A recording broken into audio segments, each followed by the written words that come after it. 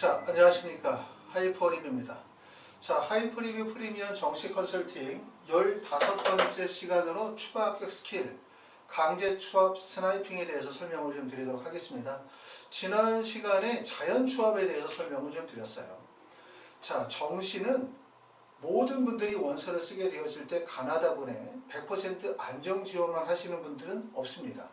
안정 지원을 하시면서 상향을 하거나 아니면 상향 중심으로 원서를 쓰거나 이런 것들이 가능한 이유는 수시가 대부분 대학에서 학생을 직접 선발하기 때문에 사실상 상향 지원이 매우 어렵다는 점, 실제 상향 지원에 합격할 수 있다 하더라도 대학에서 수시로 해서 정시로 이월시킬 수 있기 때문에 사실상 상향 지원의 벽이 커요. 그렇죠? 하지만 정시는 합격생들, 다시 말하면 학생들 간의 경쟁, 점수 경쟁이 아니라 순위 경쟁이라고 말씀을 드릴 수 있기 때문에 정시는 수시에 비해서 추가 합격 가능성이 높다, 상향 지원의 합격 가능성이 높다라고 말씀을 드리고, 아까도 말씀드렸던 것처럼 학생이 가지고 있는 점수대나 지원 성향에 따라서 반드시 대부분 가나다군에서 상향 지원이 이루어지는 경우들이 많습니다.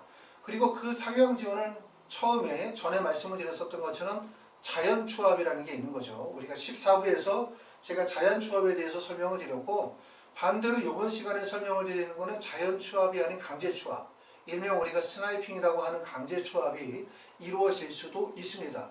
이번 시간에는 본인의 성적대에서 조금 더 높은 대학을 상향 지원하시려고 할 때, 예를 들어서 현재 나의 점수가 370점인데 380점이나 390점대 대학에 상향 지원을 하게 되어진다면 어떻게 원서 지원을 해야 되는지에 대해서 설명을 드리도록 하겠습니다.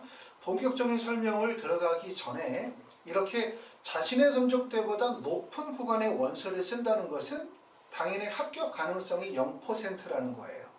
예를 들어서 내가 370인데 390점대의 대학의 학과에다 원서를 써서 합격 가능성이 몇 %냐라고 물어보면 당연히 0%죠. 결국은 떨어질 수도 있다는 전제적인 조건 하에서 원서 지원이 이루어지는 거죠.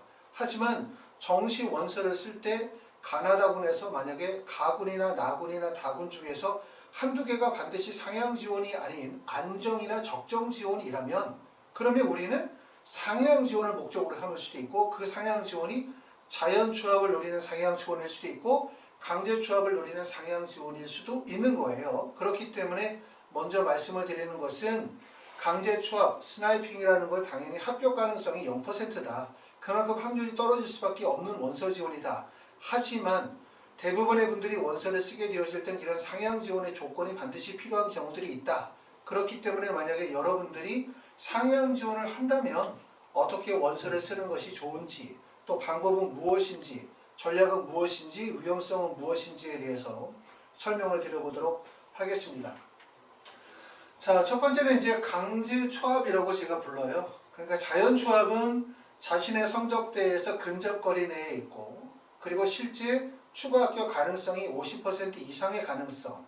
다시 말하면 앞에 있는 추가 합격 선순위 대상자가 이동을 하게 되어지면 자연스럽게 이동할 수 있는 가능성. 이게 자연 추합이라고 말씀을 드릴 수 있고, 강제 추합은 결국은 모집 단위 내에서 벗어난 거죠. 내가 가고자 하는 대학이 연세대학교인데 강제 추합을 노린다는 것은 내 성적이 실제로는 동국대나 건국대 정도에 지원할 수 있는 정도의 성적대이기 때문에 연세대의 모집 단위에서 벗어난 구간인 거예요. 결국은 이건 강제 추합을 노려야 되고, 이걸 우리가 이제 스나이핑이라고도 하고 펑크라고도 한다. 이런 원서 지원이 필요하다.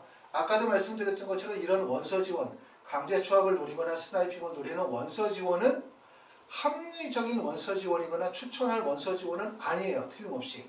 그리고 이게 합격할 가능성이 있는 것도 아니에요. 0%다. 이렇게 말씀을 드릴 수가 있어요. 그런데 이런 원서 지원이 꼭 필요할 수밖에 없는 이유는 첫 번째, 정시 수능을 많이 못 봤어. 나는 올해 원서 지원의 의미가 없어. 재수로 넘어갈 거야. 라고 하는 학생도 당연히 가나다군의 원서 지원이 필요할 거고, 그런 학생들은 결국은 구간을 뛰어넘는 원서 지원이 필요할 거고, 첫 번째. 두 번째는 가나다군 중에서 나군과 다군에서 안정 지원이 가능하다. 충분히 이 정도 대학을 붙을 수 있다고 생각하면 결국은 가군에서는 구간을 뛰어넘는 원서 지원이 반드시 필요로 하거든요. 대학을 우리가 가나다 3개를 다 붙여서 3개 대학을 갈 건 아니기 때문에, 그렇기 때문에 결국은 추천할 것은 아니다. 합격 가능성이 높은 것은 아니다. 라고 말씀을 드리지만 정시의 원서 지원의 필수적인 요소 중에 하나다 라고 말씀을 드릴 수가 있습니다. 자, 우리가 이제 강제 추합에 대한 기본적인 이론을 우리가 생각을 해보면 첫 번째는 제가 그 전에도 말씀드렸던 것처럼 모집 단위에 대한 구조를 이해할 필요가 있다고 말씀을 드렸고, 그 모집 단위의 구조가 원통형 구조인 경우가 강제 추합이 스나이핑이 발생이 되어질 가능성이 훨씬 더 높죠. 자, 모집 단위라고 하면 예를 들어서 이 하나의 학과가 예를 들어서 고려대라고 얘기하자. 그러면 고려대학교 상위학과부터 고려대학교 하위학과가 있을 거예요. 고려대학교 상위학과가 화공생명이 있고 하위학과가 건축학과라고 예를 들어서 썼을 때, 이랬을 때 상위학과보다 하위학과에 어떤 차이가 발생이 되어지냐면, 지금 보시는 것처럼 고려대학교 상위학과인 화공생명공학과의 최고점이 539점, 여기서의 최고점은 대학 환산 점수를 의미합니다. 전년도, 이번 연도가 아니에요. 최고 점수가 539점이고 평균 점수가 527.57점, 그 다음에 최저점이 517점, 건축학과의 최고점이 525점, 평균점이 523.33점, 그 다음에 최저점이 522점이에요. 여기서 주목할 점은 최고점과 평균점에서는 화공생명공학과가 높은 게 당연하죠. 건축학과보다 화공생명이 높은 과니까. 그러니까 얘가 525일 때 539인 거고 523일 때 527인 거 맞죠? 근데 우리가 좀 의아한 게 바로 뭐냐면 화공생명이 최저점이 517점, 그 다음에 건축학과의 최저점이 522점이라는 거죠. 이해가 안 되는 것은 뭐냐면 상위학과의 마지막 합격자의 점수가 하위학과의 마지막 합격의 점수보다 낮다는 거예요. 이해되죠? 그럼 결국은 뭐냐면 화공생명이 높은 과는 맞는데 평균 점수에서는 높은 과인 거야. 그런데 마지막 합격자 최저 점수는 건축학과보다 낮다는 거고, 또 하나의 특징은 뭐냐면 상위학과는 평균점과 최저점의 간격이 하위학과의 평균점과 최저점의 간격보다 훨씬 더 길게 늘어진다. 상위학과를 봤더니 점수가 약 10점 정도 벌어지고 있는 거고요. 하위학과는 점수가 1점 정도밖에 벌어지지 않는다. 이 점에 대해서 잘 이해가 안 되시는 분들은 제가 이전에 올려드렸었던 영상을 좀 보시면 왜 이러한 똑같은 모집 단위 내에서의 점수 구간이 크게 벌어지고 있는지 이걸 알 수 있고, 이 부분을 이해를 하셔야만 원서 지원을 어떻게 할 수 있다라고 하는 전략이 생기겠죠. 자, 우리가 예를 들어서 학생들이 원서 지원을 하는 학생이라고 생각을 해봅시다. 내가 만약에 현재 성적이 520점이라고 예를 들어봐요. 자, 고려대학교 구간으로 봤었을 때 하위학과가 523점, 상위학과가 527점인데 내 점수가 510점이야. 예를 들어 510점. 510점이라고 예를 들면 510점인 학생이 고려대학교에 합격할 수가 없죠. 그리고 고려대학교 하위학과에 붙어도 점수가 13점이나 차이가 나기 때문에 사실상 하위학과의 원서 지원이 불가능한 거예요. 그런데 예를 들어서 510점인 학생이 고려대학교에서 가장 높은 학과가 만약에 화공생명이라고 했을 때 화공생명의 원서를 썼다. 내가 여기다 원서 지원을 했다. 그럼 어떤 일이 벌어질까? 떨어질까? 붙을까? 자, 내가 520점인 학생이 527점인 학과에 원서를 쓰면 떨어진다라고 예상을 하는 경우는 뭐냐면 이 학과에 어떤 학생들이 들어온다는 얘기냐면 527점인 학생들이 원서 지원을 쓴다는 조건이죠. 그리고 실제 이 학생들이 여기에 쓰고 여기에 붙기 때문에 510점의 학생이 붙을 수가 없다라는 전제적인 조건이죠. 맞죠? 당연히 527점의 학생들이 화공생명에 쓰겠죠. 그러니까 당연히 떨어지겠죠. 근데 두 번째 조건은 이 구간에 모집 단위에 항상 상위 구간에 원서를 쓰는 학생들은 이 대학이 목표가 아니라는 점. 꼭 명심할 거는 모든 대학의 상위 구간에 원서를 쓰는 학생은 그 대학이 목표 대학이 아니다. 반드시 이 학생은 다른 대학으로 빠져나가게 되거든요. 이게 바로 이제 충원율이 발생이 되어지고 추합이 발생이 되는 거죠. 추합이 발생이 되어져서 빠져나가면 그 다음 순서의 학생들이 들어와야 되는 거죠. 밑에서 올라와야 되는 거죠. 그럼 밑에서 올라온다는 것은 결국 뭐냐면 526점, 525점의 학생들이 여기에 원서를 써서 붙어줘야 되는 건데 이게 어렵다는 거죠. 왜 안 된다? 모든 대학의 모집 단위 내에서는 상향 지원이 안 된다. 이걸 꼭 아셔야 돼요. 왜냐하면 일단 모집 단위 내로 들어가면 여기서는 반드시 안정 지원을 해야 되고 이 안정 지원을 토대로 다른 대학의 상향 지원을 노려야 되는 구간에 해당이 되어질 수 있다. 이 점이죠. 자, 내가 만약에 510점인 학생이 527점의 학과에다 원서를 쓰면 떨어질 수 있는 조건은 바로 뭐냐면 526점이나 525점의 점수를 가지고 있는 학생이 상향 지원을 했었을 때 떨어질 수 있어요. 그런데 모집 단위 내에서는 상향 지원이 불가능하다. 왜? 이 학생이 여기 원서를 썼다가 떨어지면 어떻게 돼? 떨어지면 이 학생은 비슷한 대학에서 대학을 가는 것이 아니라 바로 아래 있는 대학으로 떨어지게 되는 거예요. 그쵸? 예를 들어서 고려대에 원서를 썼다 떨어지면 서강대, 성균관대, 한양대 라인으로 떨어지기 때문에 결과적으로 이 모집단위 구간으로 들어가면 안정지원을 반드시 해야 된다. 다시 말하면 뭐냐면 실제 내가 이 학과에 원서를 썼을 때 여기서 추합이 발생이 돼서 이동이 되어지면 중간 점수 때 학생들이 원서 지원이 안 되는 거죠. 그쵸? 그리고 524점인 학생은 여기 쓸 거고 523점인 학생은 여기를 쓰겠죠. 그리고 522점인 학생은 이 하위 구간에 달라붙겠죠. 그쵸? 그러니까 결국은 내가 여기서 원서를 썼을 때 이 중간에 있는 점수대 학생들이 원서 지원이 이루어질 수 없기 때문에 결국은 보시는 것처럼 가장 높은 과의 마지막 합격자의 점수가 가장 낮은 과의 마지막 합격자 점수를 넘어가고 있는 거예요. 그러니까 결국은 점수가 모집단위 구간 밖으로 떨어지는 거죠. 이렇게 밖으로. 그러니까 이런 걸 두고 우리가 뭐라고 얘기하냐? 펑크가 났다. 스나이핑이라고 표현하는 거고 이 구간은 결국은 모집단위 밖으로까지 떨어질 수도 있고 아니면 그 정도까지는 아니더라도 모집단위 내에서 중간 지점까지 떨어질 수 있는 게 바로 이 원리에 해당이 되어진다고 볼 수 있고 이거는 모든 대학의 원통형 구조에서 발생이 되어질 수 있는 구조다라고 말씀을 드릴 수가 있습니다. 원통형 구조라는 건 어떤 구조를 말하는 거냐면 결과적으로 진입이 되어질 수 있는 게 하위 구간에서만 진입이 되어질 때 그러면 좌우에서 진입이 불가능하기 때문에 다시 말하면 왼쪽에서 오른쪽으로 525점을 가지고 있는 학생이 중간 지점으로 527점을 가진 학생이 중간 지점으로 원서 지원이 불가능하거든요. 좌우에서 유입이 불가능할 때 그럴 때는 결국은 아래에서 위로 쳐도 성공할 확률이 생긴다. 이게 바로 원통형 구조에 해당이 되는 원리라고 말씀을 드릴 수가 있습니다. 자, 그 다음에 두 번째는 개방형 구조라고 제가 설명을 드렸어요. 모집 단위의 구조는 대부분 원통형 구조와 개방형 구조로 되어져 있는데 개방형 구조는 바로 뭐냐면 좌우가 다 뚫린 거예요.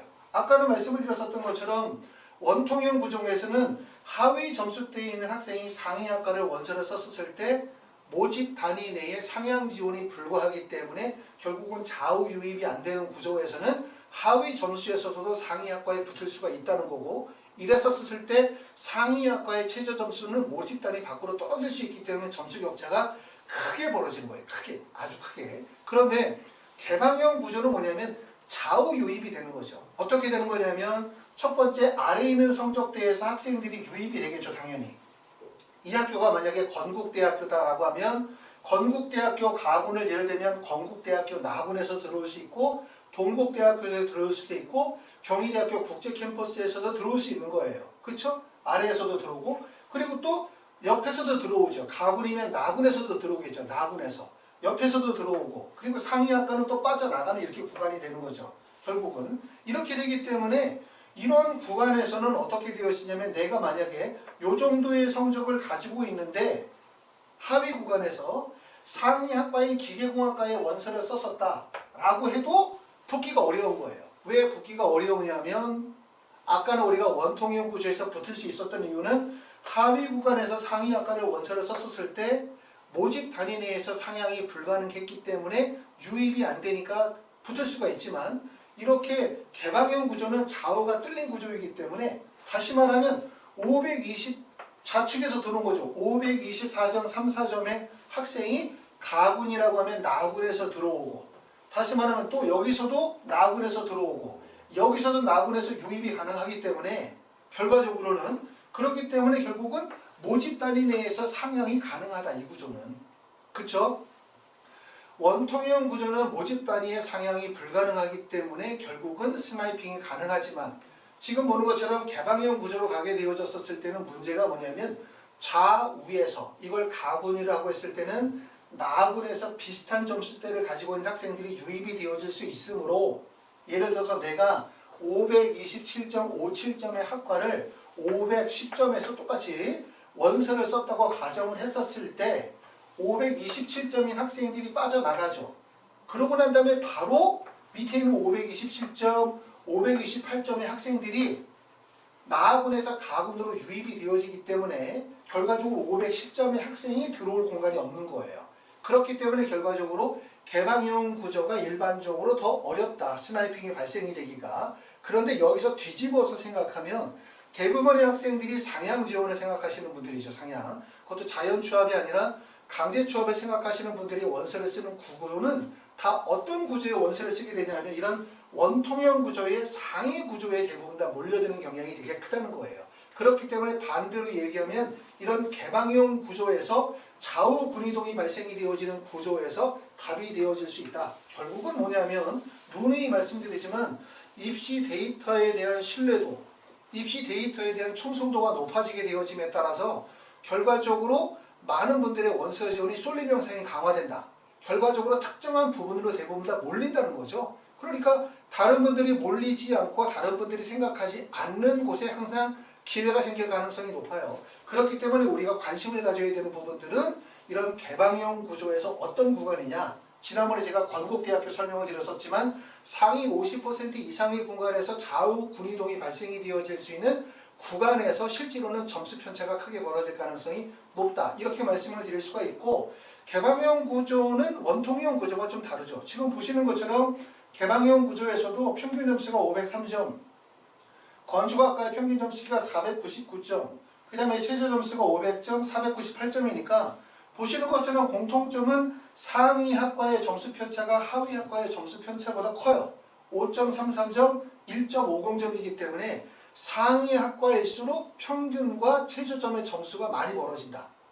하위 학과는 평균과 최저점의 점수가 작다. 이건데 특징적인 거는 뭐냐면 이러한 개방형 구조에서는 점수 간격이 벌어진다 하더라도 상위 학과의 최저 점수가 하위 학과의 최저 점수보다 밑으로 떨어지진 않는다. 이 얘기죠. 결국은 뭐냐면 상위 학과의 점수는 여기가 최고 점수면 마지막 합격자의 점수는 이 정도까지 벌어질 수 있다는 얘기예요. 이 정도까지. 하지만 이 점수가 이 밑으로까지는 떨어지진 않는다는 얘기고 하위 학과의 점수 분포는 대부분 여기서 끝나죠. 점수폭이 좁죠. 상위 학과의 점수폭은 좀 더 큰 폭으로 벌어질 수가 있어요. 그렇기 때문에 이것도 말씀드렸었던 것처럼 개방형 구조의 상위 50% 이내에서 좌우 군이동이 발생이 되어질 수 있는 구간은 하나의 기회가 될 수 있다고 말씀을 드렸고 지난 시간에 건국대학교 설명을 드리면서 한번 설명을 드렸습니다. 여기서 이제 좀 많은 얘기를 좀 해드리고 싶거든요. 그러니까 막 각 대학의 사례들을 하나씩 끄집어가지고 다 설명을 드리고 싶지만 또 한편으로 그렇게 설명을 드리는 게 혹시 또 이 영상을 보시는 분들에게 오해를 또 불러일으킬 수도 있거든요. 너무 직접적으로 어느 대학의 어느 학과가 기회가 될 수 있다라고 말씀을 드리고 있는 게 또 오해가 될 수도 있기 때문에 저는 기본적으로 이제 여러분들이 원서를 지원하시는 데 있어서 참고할 수 있을 만한 정보나 또는 여러 가지 방법적인 부분들을 제가 자세히 좀 설명을 드리고 나머지 부분들은 영상을 보시면서 하나하나 연구하시면서 또 제가 이전에 영상으로 올려드렸었던 내용을 보시면서 연구해 보시면 반드시 답을 찾아내실 수 있을 것 같고 작년에도 그러한 영상을 통해 가지고 실제 좋은 결과를 얻었다라고 말씀하시는 분들이 많이 계신 거 보면 틀림없이 가능할 거라고 생각합니다. 자, 그 다음에 두 번째는 상위 누적 비율과 대학에 대해서 좀 설명을 드려볼게요. 그러면 아까도 말씀드렸었던 것처럼 우리가 자연 취업과 강제 취업이 발생이 되어지는 구조가 모집 단위의 구조를 이해해야 된다고 말씀을 드렸고 그 모집 단위가 과연 개방형 구조냐 원통형 구조냐 이 부분에 대해서 설명을 드렸습니다. 먼저 두 번째로 설명을 드릴 수 있는 부분은 뭐냐면 상위 누적 비율과 대학의 분포에 대해서 한번 이해해 볼 필요가 있어요. 상위 누적 비율과 대학의 분포에 대해서 보면 지금 보면은 0.08% 의예과에 진입이 가능한 표준 점수 414점 이상의 학생들부터 시작해서 대략적으로 약 15% 정도, 상위 누적 비율 15%, 그 다음에 표준 점수 한 360점 정도, 여기 이제 자연계를 기준으로, 물론 꼭 360점 맞아야 인서울이 가능하다는 뜻은 아니고, 360점이 조금 안 되더라도 수능 영역별 반영 비율에 장점이 있으신 분들은 인서울이 가능할 텐데, 대략적으로 제가 설명을 드립니다. 이렇게 분포를 보시면 첫 번째 이해할 점은 어떤 점이 많냐면 제가 그전에도 말씀을 드렸던 것처럼 원서 지원에서 사실은 1등급, 2등급, 3등급, 4등급이 있다면 정시는 사실은 등급이 하위 구간으로 떨어질수록 3등급, 4등급이 되어질수록 기회가 훨씬 많은 거예요. 훨씬 더 기회가. 왜? 3등급, 4등급으로 떨어지면 결국은 상위에서 하위로 떨어지면 떨어질수록 학생 숫자도 많아지고 대학의 숫자도 많아지고 학과의 숫자도 많아지고 그렇기 때문에 입시기관에서 예상하는 예상 점수의 편차폭이 점점 벌어지기 때문에 흔히 말하면 입시 데이터가 안 맞는다. 결국은 합격생들 간의 점수 차이가 되게 크게 벌어진다. 그렇기 때문에 성적이 낮을수록 정시는 기회가 많다. 이렇게 설명을 드릴 수가 있어요. 근데 가끔 이제 내가 수능시험을 못 봤다, 우리 아이가 신흥시험을 못 봤다라는 이유만으로 너무 낙담하시는 분들이 계시지만 실제로는 성적이 낮은 학생들이 정시는 훨씬 더 기회가 많다라는 점을 꼭 알아두실 필요가 있습니다. 하나. 두 번째는 뭐냐면 항상 수능시험을 보고 난 다음에 수능 결과에 대해서 불만족하는 집단이 있어요.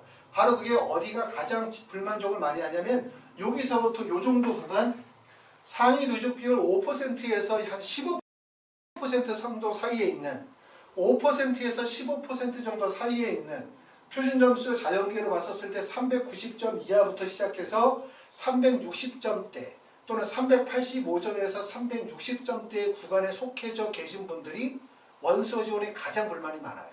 왜냐하면 이 정도 대학 가도 충분히 갈 수 있는데 라고 생각하지만 내가 만약에 이번에 수능시험을 보고 난 다음에 본인이 갈 수 있는 성적이 건국대나 경희대 정도 갈 수 있는 성적을 맞으신 분들은 평상시의 꿈이 연세대나 고려대, 성균관대, 중앙대를 가고 싶었을 거야.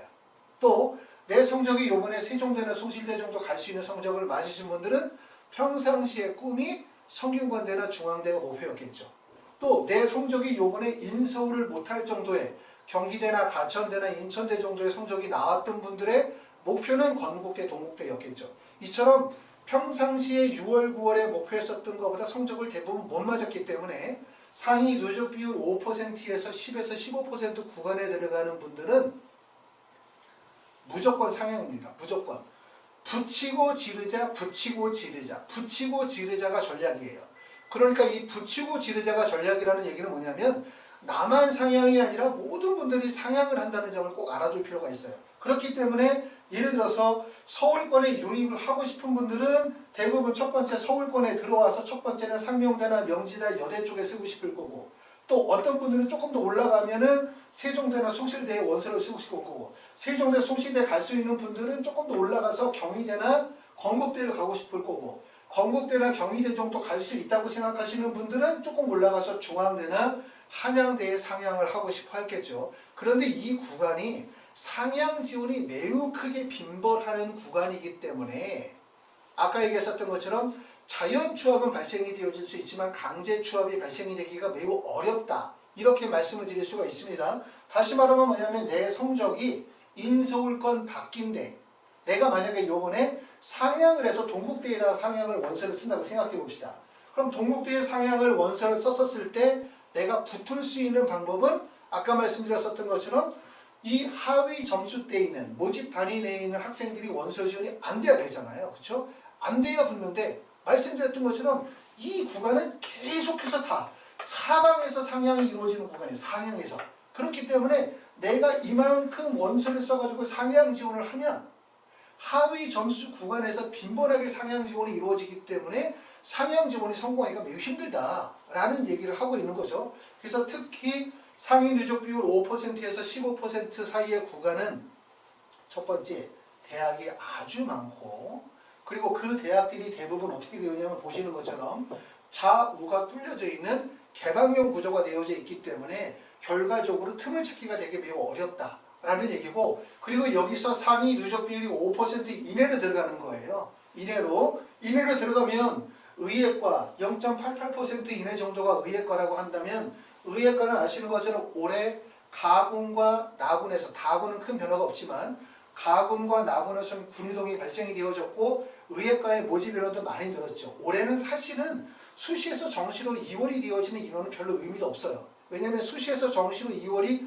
되는 게 중요했었던 이유는 뭐냐면 10명 뽑던 학과에서 15명이 되고 10명 뽑던 학과에서 12명이 되고 인원 변동이 어떻게 생기느냐 이 부분이 되게 중요했지만 사실상 올해 전체적으로 모든 대학의 모집 인원이 큰 폭에서 늘어버렸기 때문에 사실상 수시 이원 인원의 의미가 별로 없다. 이미 인원이 확 늘어버렸고 전년도보다 인원이 대폭 늘어났기 때문에 일부 대학은 전년도보다 모집 인원이 100% 정도 늘어난 학교들도 있어요.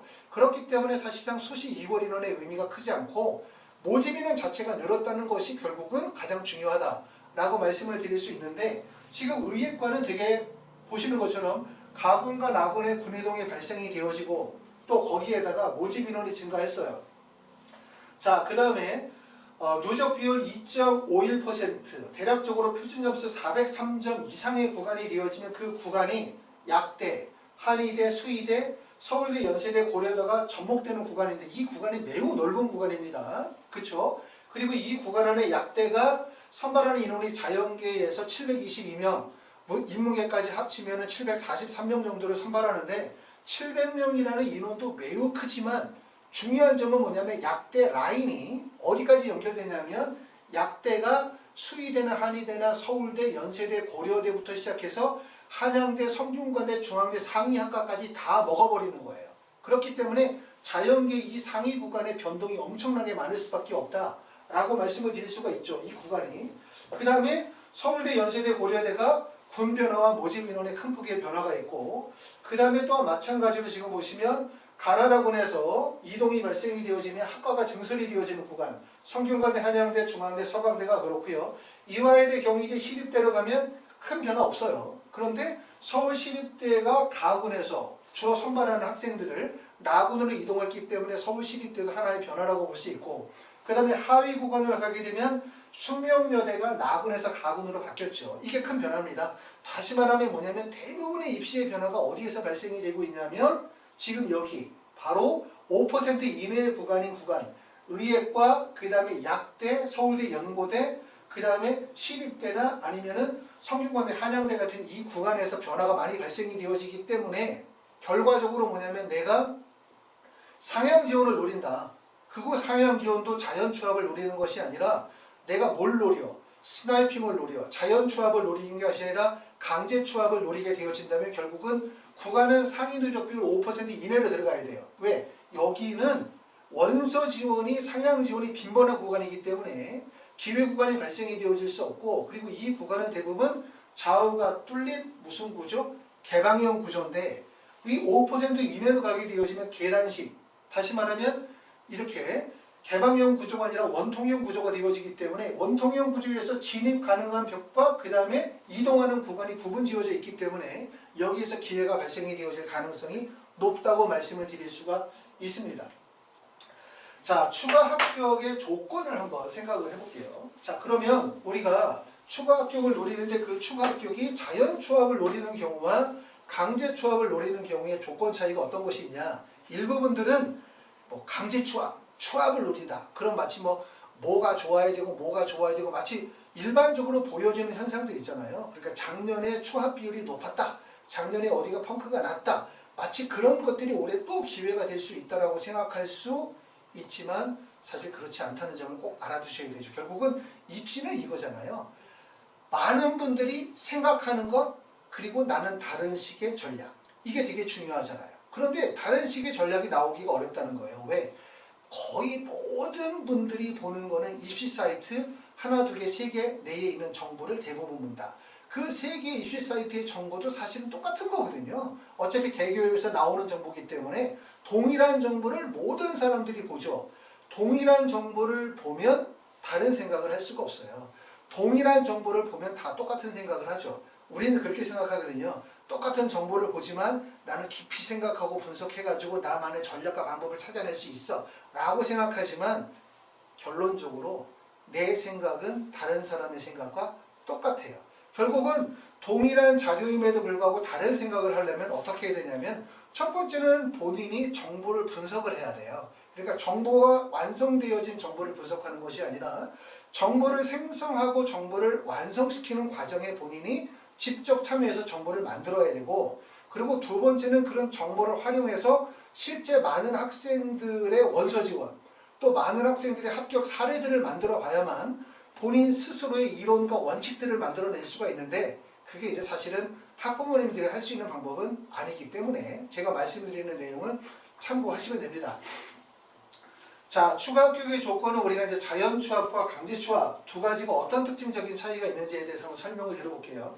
자연 추합은 어떤 걸 얘기를 하는 거냐면 합격 가능성 일반적으로 70에서 90% 이상의 구간이 자연 추합이죠. 내가 어느 학과에 원서를 썼더니 최초 합, 그게 아니라 추가 합격 가능성 70% 이상이라고 한다면 이건 자연 추합을 한번 기대해 볼 수 있다. 단 뭐라 그랬죠? 하지만 그게 제가 전에 올려드렸었던 원서 지원의 가장 위험한 8가지 내에 포함이 되지 말아야 돼요.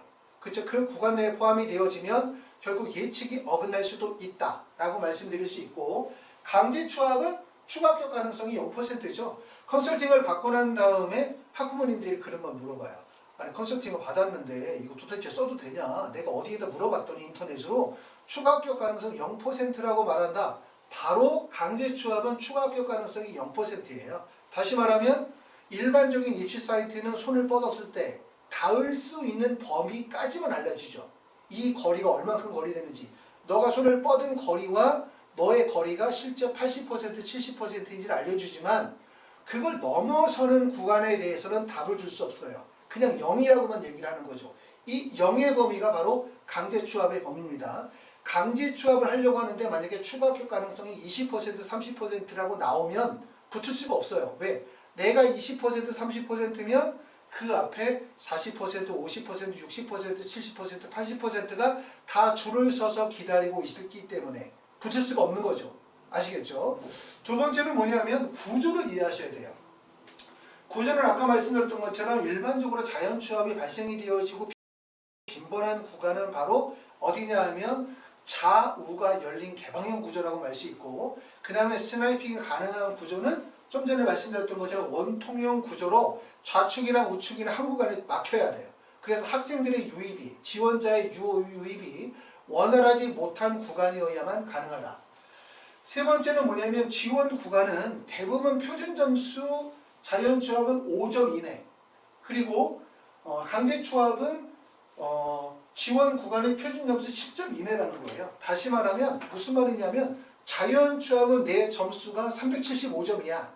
그러면 거기에서 자연 추합을 노릴 수 있는 범위는 375점에서 5점 상향이 380점대 이내의 구간에서 강제 추합을 노릴 수가 있다. 자연 추합을. 그런데 강제 추합은 내 점수가 375점이야 라고 하면 375점인 학생이 380점이다 원서 쓰면 절대 안 돼요. 왜냐하면 점수가 짧으면 짧을수록 나만 가까운 것이 아니라 나보다 더 가까이에서 노리는 학생들이 많아 늘어나겠죠. 그렇기 때문에 점수가 가까울수록 더 많은 학생들이 기다리고 있다는 점. 그렇기 때문에 강제 추합을 노리시려고 한다면 내 점수에서 표준 점수에서 10점 이상의 구간입니다. 다시 말하면 내 점수가 370점이야. 이 학생들이 만약에 강제 추합을 노리게 된다면 그거는 380점대, 390점대의 구간으로 넘어가야 된다고 말씀을 드렸고, 조금 전에 말씀을 드렸었던 것처럼 결국은 강제 추합이 예상이 되어지는 구간은 첫 번째는 상위 누적 비율 5% 이내의 구간에서 발생 가능성이 높다. 하지만 꼭 여기만 있는 게 아니거든요. 이 안의 구간, 다시 말하면 5%에서 15% 구내에서도 5%에서 15% 이 구간 내에서도 충분히 자연 추합이나 강제 추합을 노릴 수 있는 구간이 있어요. 당연히. 하지만 우리가 일반적으로 볼 때 이러한 원통형 구조가 되어져 있는 구조는 대부분 5% 이내 구간이기 때문에 이 구간에서 기회가 될 수 있다는 말씀이고요. 자, 충원율은 몇 %가 나와야 되냐? 많은 분들이 추가 합격을 노릴 때 충원율을 많이 봐요. 충원율이 높으면 유리할 거라고 생각하지만 실제 충원율이 100%나 200%의 높은 충원율은 자연 추합을 기다리신다 라고 한다면 충원율이 높을수록 좋습니다. 하지만 점수가 모집 단위를 벗어날 정도의 표준 점수 10점 이상, 20점 이상의 상향 지원을 하시는 경우는 충원율이 0%이거나 최소 50% 이하여야 돼요. 충원율이 낮아야 돼요. 왜? 충원율이 낮아야 허수 지원들이 몰리지 않는다는 점. 이 점이 중요합니다. 충원율이 높으면 기대 심리가 커지죠. 그러면 허수 지원들이 대량으로 몰리고 허수 지원들이 대량으로 몰리면 나에까지 기회가 오지 않아요. 그런데 충원율이 0%이거나 충원율이 50% 이하의 낮은 충원율, 추가 합격을 기대할 수 없다고 판단이 되어지면 원서 지원을 꺼리게 되고 경쟁률이 낮아지게 되고 실수들, 다시 말해서 실제적으로 합격할 수 있는 점수를 가지고 있는 지원자들이 몰리면 얘네들은 다른 대학에 빠져나갈 가능성이 되게 높겠죠. 그렇기 때문에 충원율이 낮을수록 강제 취업의 가능성이 높아진다고 볼 수 있고 경쟁률 또한 되게 중요합니다.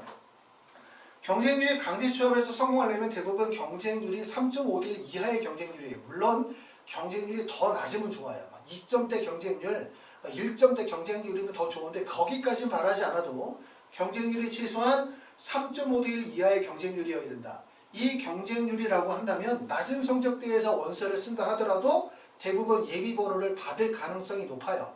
물론 중요한 거는 그 예비번호를 내가 4번, 5번, 6번을 받았었을 때 과연 얼마나 예비번호가 최종적으로 빠져나가야 되느냐에 대한 부분인데 막상 우리가 예비번호를 받고 나면 되게 놀라시는 분들이 많습니다. 왜냐하면 나는 뭐 어디 사이트에서 봤었을 때 마지막에 원서 쓸 때는 지원자들 중에서 28등입니다. 이렇게 얘기했는데 막상 뚜껑을 딱 열고 보니까 내가 지원자들 중에서 추가 합격 가능성 4번 이렇게 받는 경우들이 많죠. 실제 그래서 대부분의 학생들이 원서를 쓸 때 인터넷 사이트에다가 지원 대학을 기재하지만 최종적으로 원서를 쓰는 것은 다른 결과가 나오는 경우들이 많다라는 거죠. 자, 그리고 이제 자연 추합은 주로 어디에서 발생이 되어지냐면 전 구간에서 다 발생이 되어지죠. 상위 구간, 좌우 군위도 구간, 하위 구간 모든 구간에서 대부분 발생이 되어지고 특히 자연계의 특징은 인문계는 대부분 다 대학 중심으로 위로 올라갑니다. 상향 곡선을 그리면서 대학 중심으로 간다면 자연계는 대학 중심으로 가는 상향 곡선뿐만 아니라 학과 중심으로 가는 좌우나 하위 구간으로 이동 구간이 발생이 되어지기 때문에 자연계에서 추합 가능성은 훨씬 더 높아요. 자연계가 실질적으로는 상향 지원 가능성, 추가 합격의 가능성이 인문계보다는 훨씬 더 높다고 말씀을 드릴 수가 있고 경쟁자는 누구냐? 자연 추합의 경쟁자는 뭐냐면 추가 합격 선순위 대상자죠. 내가 예를 들어서 추가 합격 예비번호 6번을 받았어. 그럼 대상은 누구야? 5번, 4번, 3번, 2번. 얘네들이 빠져나가야 내가 붙는 거기 때문에 결국은 추가 합격 선순위 대상자가 나의 경쟁자지만 중요한 거는 내가 만약에 강제 추합을 노린다, 스나이핑을 노린다라고 한다면 이 강제 추합을 노리는 학생들의 경쟁자는 허수예요. 허수. 다시 말하면 뭐냐면 나와 같은 원서 지원의 성향을 가지고 목적을 가지고 원서를 쓰시는 분들, 내가 만약에 서울대학교에 원서를 쓰는데 내가 쓰는 학과의 원서 지원을 학생이 나보다 0.1점이 높은 학생들이 원서를 쓰는 구간이라면 결국 합격할 가능성이 없다는 거죠. 결국은 지금 보는 것처럼 그런 허수 지원들을 제거할 수 있는 방법을 설명해 주고 있는 거예요. 허수들을 제거하는 방법은 첫 번째는 뭐냐면 합격 가능성이 0%여야 돼. 두 번째는 원통형 구조여야 하고 내가 지원하는 구간은 내 점수에서 표점 10점 이상의 구간, 10점, 20점, 30점 이상의 구간이어야 하고 충원율은 50% 이하여야 하며 경쟁률은 3.50대 이하로 나와야 돼. 최종적으로. 작년이 아니라. 그 다음에 세 번째는 상위 구간 50% 이내의 구간에서 발생이 되어질 가능성이 높다라고 말씀드렸고 그 다음에 경쟁자는 단 누구다? 허수다. 꼭 명심할 거는 뭐냐면 나와 같은 학생들이 원서를 어디에 쓸까? 이 부분을 생각해 볼 필요가 있고 마지막으로 핵심적인 내용들을 얘기하면 결국은 자연 취업과 강제 취업 두 가지에서 가장 핵심적인 요소는 이거죠. 첫 번째, 지원학과 구간 변동 가능성이 매우 높다는 점, 이 점 꼭 확인하셔야 됩니다. 이 점은 제가 그 전에 영상에서 설명을 드렸기 때문에 한번 내용을 잘 보시면 되고 두 번째는 좌우 군이동 가능성에 대한 부분을 꼭 아셔야 돼요. 우리가 추가 합격을 하려면 뭐가 돼야 돼? 내가 지원하는 학과의 학생이 다른 대학에 빠져나가야 되고 내가 지원하는 학과에 어떤 학생들이 유입이 되어지는지를 알아야 되기 때문에 내가 지원하는 학과를 중심으로 어떻게 로테이션이 이루어지고 있는지를 알아야 돼요. 그렇기 때문에 이렇게 좌우 이동 가능성에 대해서 관심을 많이 가지셔야 되고 그 다음에 세 번째는 2022년 입시 변호 그리고 입시 변화와 그 입시의 흐름에 대한 부분을 미리 예측해야 된다라고 말씀을 드렸고 항상 원서 지원은 원서 접수 기간에 경쟁률을 보고 원서 쓰는 거 아닙니다. 원서 지원을 미리 계획하고 원서 지원의 흐름을 예측하고 경쟁률을 미리 예측하고 원서 접수 기간 전에 대학과 학과가 결정이 되셔야 돼요. 그러고 난 다음에 경쟁률을 그냥 보고 원서를 써야지. 경쟁률을 보고 난 다음에 경쟁률이 원서 지원의 가장 중요한 판단의 요소가 되어지면 입시는 실패할 가능성이 매우 높다. 다시 말하면 원서 접수 기간 전에 이미 대학과 학과가 결정이 되어진 상태에서 경쟁률을 보고 원서를 쓰는 거지. 경쟁률이 원서 지원의 판단 근거가 되어서는 절대로 안 된다 라고 말씀을 드릴 수가 있습니다. 자, 마지막으로 그러면 하나의 사례를 가지고 한번 설명을 해보겠습니다. 지금까지 공부했었던 내용들을 정리해 볼게요. 자, 여기 나와 있는 거는 고려대학교의 입시 결과입니다. 고려대학교 상위학과가 전기전자공학부 62명을 올해 선발하고 가장 마지막에 학과를 바이오시스템의공학과라고 정하는데 이 순위는 2021학년도 고려대학교 입시 결과 순위입니다. 그렇죠? 입시 결과 순위를 했더니 가장 높은 학과가 662.6점이 가장 높고 그 다음에 바이오시스템의공학과가 652.9점이 하위 학과예요. 내 점수가 만약에 640점이라고 할 때 나는 어디에 원서를 써야 되지? 라고 생각해 보는 거예요. 자, 640점이면 고려대학교 하위 구간이 652점, 점수가 하위 구간과의 점수가 몇 점 차이나? 15점 차이나. 하위 구간에 원서를 쓸 수 있어요? 없어요? 못 쓰죠. 왜 원서를 못 쓰냐면 내가 만약에 하위 구간에 원서를 쓰면 15점의 점수 차이가 나는 것도 문제지만 중요한 건 고려대학교가 가군에 있으니까 나군에 있는 한양대, 나군에 있는 성균관대에서 학생들이 유입이 이루어지고 그럼 그 학생들은 다 어디에서 들어오냐면 529.9점인 학과를 원서를 쓰는 학생이 590점에서 원서를 쓰는 게 아니라 590점, 593점, 594점의 학생들이 바로 좌우에서 다 들어오는 거예요. 좌측에서 들어오기 때문에 내가 이쪽에서 들어오기 때문에 밑에서 이렇게 원서를 썼을 때 여기서 기회가 발생이 될 수가 없겠죠. 그렇죠? 이해되시죠? 그렇기 때문에 만약에 640점인 학생이 하위 구간에 원서를 쓰게 되어지면 합격 가능성이 없다. 그러면 내가 만약에 고려대를 목표로 삼는다. 그럼 이 학생이 원서를 쓸 수 있는 구간은 어디냐? 보면 충원율을 보겠죠.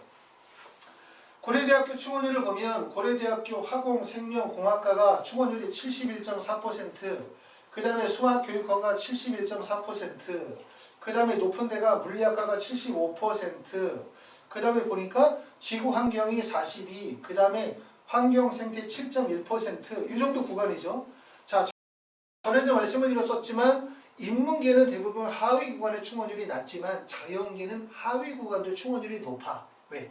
대학 중심으로 오는 학생들도 있고 고려대를 합격했지만 학과 중심으로 다른 대학으로 이동하는 경우들도 있기 때문에 하위 구간에서도 발생이 되어질 수 있다. 이건데 중요한 거는 뭐냐면 내가 원서를 썼을 때 최소한 여기까지는 원서 유입이 안 돼요. 여기까지는 원서 유입이 쓸 수가 없는 이유는 여기까지 들어오는 구간이 대부분 성균관대나 한양대의 학생들이 원서를 유입하면 성균관대나 한양대를 나군에 원서를 쓴 학생들이 가군의 고려대학교를 원서를 쓰면 고려대학교 하면 이 지점까지 표준 점수로 봤었을 때 이 지점, 다시 말하면 생명과학과 이전 지점까지는 나군에서 학생들이 유입이 되어질 가능성이 높기 때문에 내가 이 구간에 원서를 쓰면 안 되겠죠. 자, 두 번째는 내가 만약에 원서를 쓸 때 이 구간에 원서를 써. 화공생명에다 원서를 써. 그럼 붙을 수 있을까? 라고 생각하면 못 붙겠죠. 왜냐하면 이 구간은 나군에서 유입이 되어지니까 안 되고 이 구간에다 원서를 쓰면 될 수 있을 것처럼 보이지만 이 구간에서는 가장 큰 문제가 나보다 성적대가 0.1점이 높은 허수들이 대량으로 올린단 말이에요. 왜? 고려대에서 상향 지원이 가장 많이 발생하는 구간이기 때문에 결국은 추합률을 보고 학생들이 몰릴 수밖에 없다는 거죠. 그러면 나는 어떤 구간에서 기회를 찾아야 되냐면 결국은 이 구간이죠. 이 구간인데 이 구간이 작년과 올해 달라진 점은 뭐냐면 바로 이 구간이 고려대가 올해는 약대로 연결되어지는 지점이라는 거죠. 자연계 고려대에서 약대로 이동할 가능성이 높기 때문에 이 구간 중에서 특히 생명과학과 관련성이 있을 만한 학과다라고 생각하면 첫 번째는 바이오 의공학과 같은데 그 다음에 지금 보시는 것처럼 생명과학과라든가 또는 건축사회환경이라든가 또는 식품공학이라든가 이런 학과들은 틀림없이 약대로의 이동 가능성이 매우 크다고 말씀을 드릴 수가 있고, 여기에서 전년도에 충원율이 비교적 낮았었던 학과가 있다고 예를 들어 봅시다. 그 학과가 지금 보는 것처럼 환경생태공학과처럼 7.1%의 낮은 충원율을 보이고 있다면 실제 이 구간에 허수들이 몰리진 않겠죠. 허수들은 뭘 보고 움직여? 결국은 충원율을 보고 움직이기 때문에. 그렇기 때문에 여기서 구간을 찾아낼 수 있을 겁니다. 여기 보시는 것처럼 우리가 이제 모든 대학들의 내용을 분석을 해보면 좌우 군이동의 가능성이라든가 그 대학이 가지고 있는 모집 단위의 특성을 찾아내면 어디에서 과연 점수가 편차가 벌어질지, 어떤 형상이 벌어질지에 대한 부분들을 예측할 수 있어요. 그렇기 때문에 아마 영상을 보시는 분들도 자신의 성적대에서 어떻게 하면 상향 지원이 가능하실지 생각하실 수 있을 거라고 생각합니다. 자, 그래서 이번 시간에는 이제 상향 지원, 우리가 상향 지원 중에서 강제 추합, 스나이핑에 대해 설명을 드렸는데, 처음에도 말씀을 드렸었던 것처럼 이런 원서 지원은 사실 합격 가능성이 0%죠. 권장할 만한 원서 지원은 아닌 거예요, 당연히. 그런데 이게 어떻게 보면은 너무 사람들이 원서 지원을 뭐 마치 운에 맡긴다, 아니면 원서 지원이 비양식적이다, 대학을 성적에 맞춰서 가야지 라고 생각하는 거 맞아요. 그것도 맞는데, 근데 또 다른 점은 뭐냐면 정시 지원 자체가 가나다군의 원서를 쓰게 되어질 때 대부분의 분들이 안정 지원을 하면 반드시 상향을 해야 되고, 그 상향이 자연 추합이 될 수도 있고, 상향이 그 구간을 뛰어넘는 강제 추합이 될 수도 있거든요. 가까운 거리에다가 원서를 쓴다고 해서 그게 합격 가능성이 높은 게 아닙니다. 절대로. 구간을 벗어나야 될 수도 있어요. 많은 학생들이 밀집되어져 있는 구간을 벗어나야만 조금 더 기회가 발생이 되어질 수도 있다는 점입니다. 이런 점들을 좀 더 염두에 두시면서 원서 지원의 전략을 잘 세우시면 도움이 될 것 같고요. 하이퍼리뷰에서는 지금 이제 그 정식 컨설팅을 진행을 하고 있는데 일정이 대부분 다 마감이 되어졌기 때문에 18일날 수시 합격자 발표 이루어지고 난 다음에 예약 취소하신 분들에 한해서 그때 이제 추가적으로 접수를 받도록 할 겁니다. 그렇기 때문에 정식 컨설팅 희망하시는 분들은 12월 18일 수시 합격자 발표하는 날 전화 주시고, 그리고 이제 예약자 중에서 취소하시는 분들에 한해서 추가적으로 신청을 받아서 진행하도록 하겠습니다. 감사합니다.